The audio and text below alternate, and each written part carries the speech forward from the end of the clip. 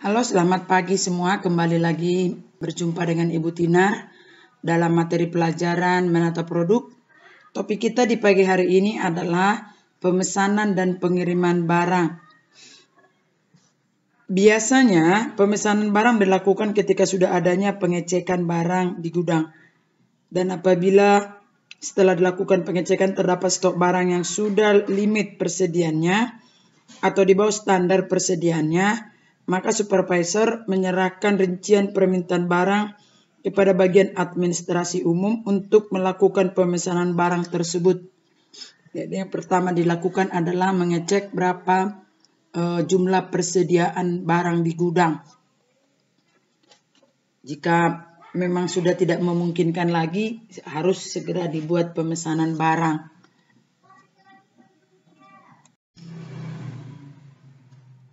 Satu, proses terjadinya penjualan barang. Dalam hubungannya dengan aktivitas penjualan, perusahaan penghasil barang masalah yang memiliki area penjualan yang luas tidak akan bisa lepas dari tim penjualan dan tim pendukung penjualan. Tim akan terdiri dari beberapa barang atau bagian dalam proses kerjanya akan saling terkait dan saling mendukung untuk mencapai tujuan yang telah ditetapkan. Dalam hal ini, proses pengeluaran barang di mana pemesanan barang merupakan awal dari proses ini. Sebelum adanya pemesanan barang, terlebih dahulu mendapatkan validasi dari supervisor itu sendiri. Jadi, proses terjadinya penjualan barang, segala sesuatu yang ada di perusahaan itu adalah merupakan satu tim kerjasama. Tidak ada keberhasilan daripada sebuah perusahaan hanya dikerjakan oleh satu orang. Jadi semua harus saling mendukung, saling mensupport. Dalam hal ini sesuai dengan penjualan juga, penghasilan barang massal yang memiliki area penjualan luas tidak akan bisa lepas dari tim penjualan dan tim pendukung penjualan. Jadi siapa-siapa saja sih yang masuk dalam tim penjualan ini? Tentu yang pertama itu PSG-nya, yang kedua marketingnya, ya, yang ketiga siapa lagi? Semua yang ada di dalam bisnis tersebut. Bahkan termasuk cleaning service pun ikut dalam tim penjualan. Tidak terlepas dari tim penjualan. Jadi semua bersinergi terhadap bagaimana penjualan ini bisa berhasil. Artinya seperti ini.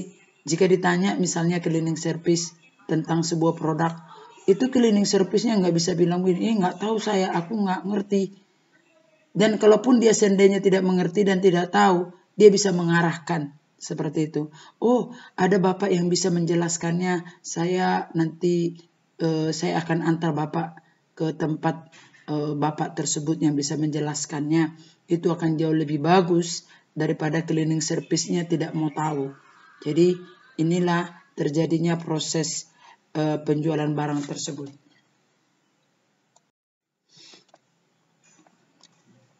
Unsur-unsur penjualan. Berikut contoh beberapa unsur bagian dalam sistem penjualan barang pada suatu perusahaan. Tadi saya sudah katakan siapa saja yang terlibat. Yang pertama tenaga penjual, sales, SPG. Bagian pengelola order, pengelola barang atau gudang barang jadi. Bagian pengelola piutang, bagian piutang. Bagian pengelola keuangan, bagian keuangan. Jadi mereka-mereka ini adalah satu tim yang bersinergi untuk meningkatkan penjualan. Sekali lagi, mereka ini tim. Tetapi bagian-bagian yang lain juga itu tetap ikut mendukung penjualan. Karena ujung tombak dari sebuah perusahaan yang bergerak di bidang bisnis itu adalah bagaimana barang mereka itu, jasa mereka itu sampai di tangan konsumen. Seperti itu. Prosesnya terjadinya pemesanan dan pengiriman barang. Pemesanan barang dilakukan ketika bagian pemeriksa unit customer mendapati adanya barang yang harus diganti. Kemudian teknisi memberikan penawaran kepada customer. Apabila customer setuju, maka teknisi akan memberikan laporan harian kepada bagian administrasi umum. Setelah itu, administrasi umum menyerahkan salinan penawaran kepada administrasi gudang. Apabila barang pesanan yang diminta tidak ada, maka dimasukkan dalam laporan kebutuhan barang untuk kemudian diserahkan kepada bagian finance untuk dianalisis. Jadi, ini merupakan memberi dan menerima gitu ya. Pemesanan barang dilakukan ketika bagian pemeriksa unit customer mendapati ada barang yang harus diganti. Kemudian teknisi memberikan penawaran kepada customer. Apabila customer setuju, maka teknisi akan memberikan laporan harian kepada administrasi umum. Dan administrasi umum menyerahkan salinan kepada penawaran kepada administrasi gudang.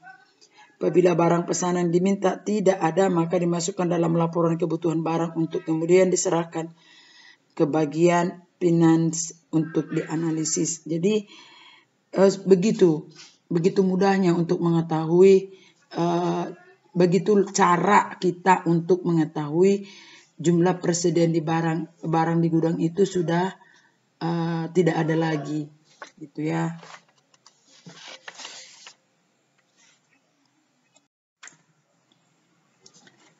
Yang berikutnya adalah sistem floor stock atau persediaan barang. Persediaan barang dalam hal ini sebagai barang yang disimpan untuk digunakan atau dijual pada periode yang akan datang. Guna mengatasi hal tersebut, dirancang sistem informasi manajemen persediaan barang yang harus diadakan untuk menjamin kelancaran dalam kegiatan pelayanan purna jual, serta menetapkan jadwal pengadaan dan jumlah pemesanan barang sesuai dengan kebutuhan perusahaan.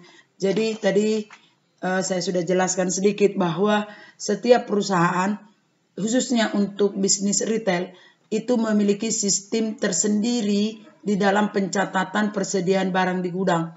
Salah satu contoh adalah perusahaan Alfamart. Ibu pernah mendatangi gudang Alfamart.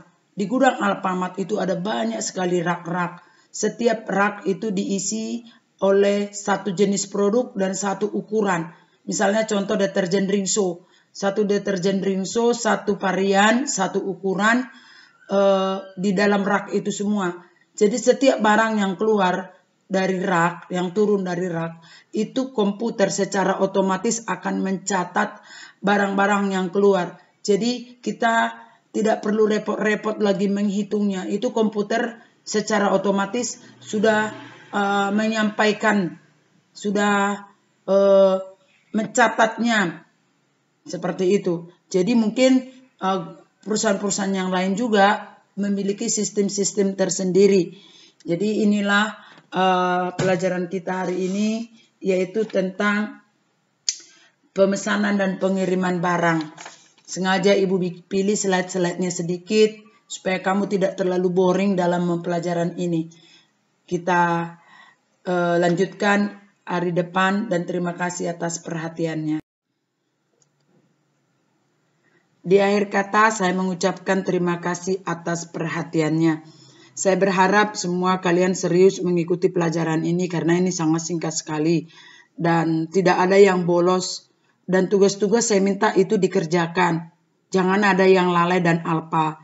Oke, sekali lagi ingatlah bahwa kita masih berada di tengah-tengah wabah pandemi corona. Jangan pernah anggap sepele wabah ini. Tetaplah kita menjaga diri, waspada, pakai masker, sanitizer, jaga jarak.